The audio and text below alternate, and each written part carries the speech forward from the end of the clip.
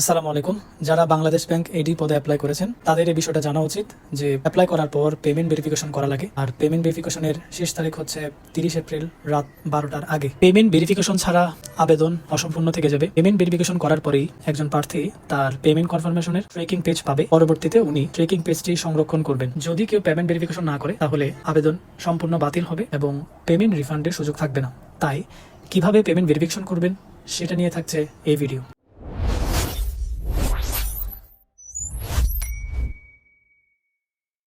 প্রথমে গুগলে গিয়ে লিখব, এবার প্রথম লিঙ্কে ক্লিক করব। এবার অনলাইন অ্যাপ্লিকেশন থেকে ভেরিফাই পেমেন্টে ক্লিক করব। এবার এখান থেকে ভেরিফাই পেমেন্টে ক্লিক করব, তারপর সিভি আইডেন্টিফিকেশন নাম্বার এবং পাসওয়ার্ড দিব।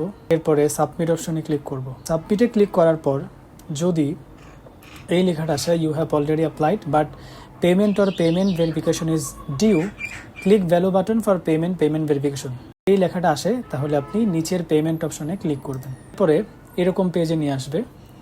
এখান থেকে পেমেন্ট অপশনে এই জায়গায় রকেট পেইড প্রিপেইড এই অপশনে ক্লিক করবেন।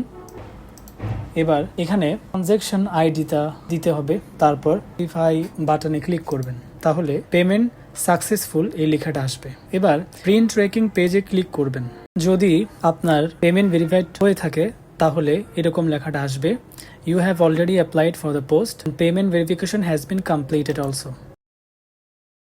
এবার এই পেজটি আপনি সেভ করে